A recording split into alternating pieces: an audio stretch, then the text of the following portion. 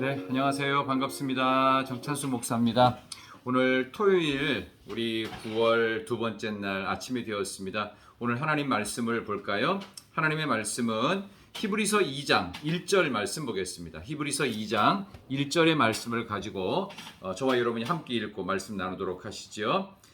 그러므로 우리는 들은 것에 더욱 유념함으로 우리가 흘러 떠내려 가지 않도록 함이 마땅하니라. 아멘. 오늘 주신 말씀을 가지고요. 믿음의 닻을 내리자라는 제목으로 하나님의 말씀을 증거하도록 하겠습니다. 오늘 이 본문의 말씀을 보면 히브리서 전체가 믿음에 대한 이야기를 많은 믿음의 선배들을 통해서 하는데, 이렇게 히브리서 11장처럼 믿음의 조상들을 아주 많이 그리고 강조하면서 언급하는 것을 보면 이유는 딱 하나라고 볼 수 있습니다. 왜 사람이요 뭔가를 강조하잖아요. 그러면 그 부분이 약하기 때문에 강조를 하는 것입니다. 그러니까 믿음 붙들고 살아야 된다. 그래서 오늘 2장에 나오는 내용도요. 2장 1절만 봤는데 이 부분을 전체적으로 제가 설교 제목을 떠내려 가지 않는 믿음이라는 제목으로 하나님 말씀을 지금 증거하고 있습니다.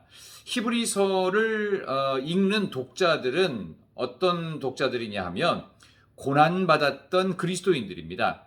내적으로는 거짓 선생들이 창고를 해서 너희들 예수 그리스도 부인하고 그리고 유대교 원래대로 돌아와, 이런 거짓 선생들이 있었고요.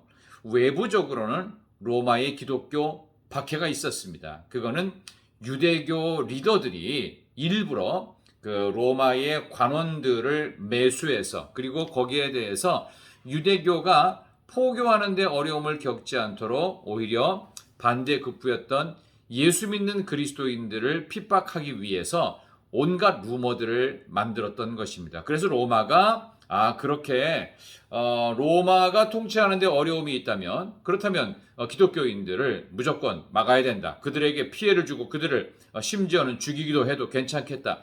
이런 식으로 로마 통치에 도움이 되는 쪽으로 그들이 했던 것이 박해였습니다. 어쨌든 고난받는 그리스도인들을 위해서 히브리서가 기록되어져 있는데, 오늘 본문의 말씀에서 그렇다면 우리의 믿음이 깊은 닻을 내리고 요동하지 않도록 하기 위해서 어떻게 해야 될까? 제일 중요한 한 가지를 언급할 수 있는데요. 믿음의 닻을 내려야 됩니다. 떠내려 가지 않아야 돼요. 오늘 본문 1절이 그거죠. 그러므로 우리는 들은 것에 더욱 유념함으로. 들은 것이 뭐죠? 예수 그리스도의 복음의 말씀을 들은 것을 더욱 유념한다. 영어 성경에는 attention이라고 되어 있는데 뭔가에 집중, 차렷. 이게 뭐냐 하면은 그 뒤에 그 말을 이해를 하면 좀 쉽죠. 우리가 흘러 떠내려 가지 않도록 함이 마땅하니라. 배가 떠내려가지 않기 위해서 배를 묶어만 두면 안 되고요. 닻을 내려가지고요. 땅속에다 깊이 박아버려야 돼요. 그렇지 않으면은요, 그냥 묶어만 둔다고. 다시 말해서 헬라어로 파라르레오, 대충 묶어 두었다고 해서 이 배가, 믿음의 배가 가만히 그 자리에 있을 거라고 착각하지 마라. 태풍이 밀려오고 비바람이 몰아치면 아무리 잘 묶어 두었다고 해도 깊은 닻을 내리지 않는 한은 다 적당히 묶은 것이다. 그러므로 우리의 믿음을 지키는 길은 어떤 거죠? 떠내려가지 않는 믿음이 되기 위해서는요, 복음의 닻을 내려야 돼요. 복음에 유념하는 게 바로 그겁니다. 그래야 믿음이 흔들리지 않습니다. 우리 구약 성경과 함께 유대인들은 이렇게 생각을 했던 것 같아요. 2절에 보니까 천사들을 통해 하신 말씀이 견고하게 되어라고 돼 있어요. 유대인들은 어떻게 생각했냐면 당시에 하나님께서 직접 천사에게 먼저 말씀을 주시면 그 천사가 선지자를 통해서 율법으로 주신다. 그래서 2절에 나오는 천사들을 통해 하신 말씀은요, 구약 성경을 말합니다. 이것이 견고하게 되어 모든 범죄함 순종하지 아니함이 공정한 보험을 받았는데, 하물며 3절 우리가 이같이 큰 구원을 등한히 여기면, 이 큰 구원이 뭘까요? 천사와는 비교도 되지 않을 만큼 탁월하신 예수님의 복음이라는 큰 구원을 등한히 여긴다면 어찌 그 보응을 피하겠느냐? 바로 그 말씀입니다.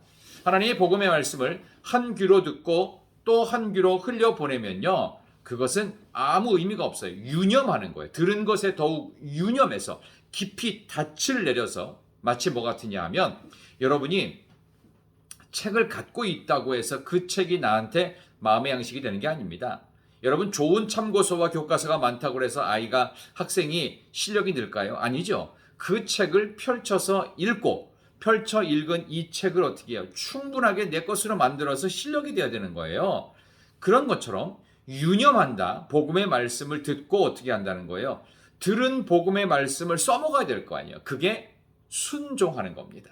여러분, 그래서 순종할 때 유념의 능력, 거기에 집중하고 거기에 깊이 닻을 내리는 능력이 생기게 돼 있습니다.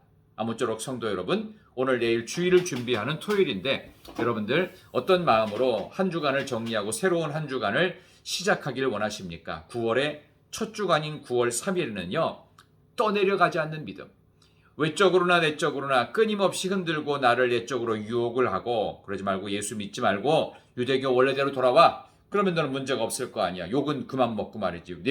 너 그러다가 외부적으로 로마 박해가 있으면 너 경제활동 무너져. 아무것도 못해. 이런 식으로 우리에게 위험이 있을지라도 우리의 믿음이 떠내려가지 않기 위해서 어떻게 해야 될까요? 들려지신 하나님의 복음의 말씀 있는 그대로 순종하는 것입니다. 성경을 100% 그대로 믿는 것입니다. 그러기 위해 성경을 많이 읽으셔야 됩니다. 공동체 성경 읽기 같은 하루 20분씩 읽는 것도 여러분에게 도움이 될 것입니다. 특별히 내일 주일이죠. 교회 빠지지 마시기를 바랍니다. 저는 내일 두 군데서 설교를 하고 올 예정입니다. 저를 위해서도 기도해 주시고, 사랑하는 성도 여러분의 하루하루의 삶의 시간들 속에서 함께 하시는 하나님의 말씀의 능력이 여러분의 믿음을 떠내려가지 않고 잘 붙잡아 주실 줄 믿습니다. 기도하겠습니다. 하나님 감사합니다. 주일을 앞둔 토요일 아침 시간에 떠내려가지 않는 믿음 갖기를 소망합니다. 세상 풍파에 내부적으로도 유혹되어지고 외부적으로도 큰 핍박으로 손해 끼침으로 인하여서 내적으로나 외적으로나 우리의 마음이 흔들리고 떠내려갈 것 같은 불안함 속에서 하나님의 말씀에 깊이 닻을 내려서 말씀에 견고한 심지를 두어서 떠내려가지 않는 믿음으로 이 세상 어떤 상황 속에서도 내적인 유혹과 외적인 핍박 속에서도 견뎌내고도 이기고도 남는 환난의 시대에 믿음으로 이겨내는 성도님들 되게 해주시기를, 내일 주일을 준비하는 모든 이들과 함께 해주시기를 예수님의 이름으로 간절히 기도드리옵나이다. 아멘. 참 귀한 날입니다. 여러분 오늘 잘 보내시고요. 내일 주일 기쁜 날로, 주님의 날로 잘 보내셨다가 우리 월요일 아침에 다시 만나는 그런 시간이 되었으면 좋겠습니다. 계속되어지는 히브리서 3장 말씀을 기대하시기를 바랍니다. 떠내려가지 않는 믿음으로 승리합시다. 안녕히 계세요. 우리 월요일 날 뵐게요. 축복합니다.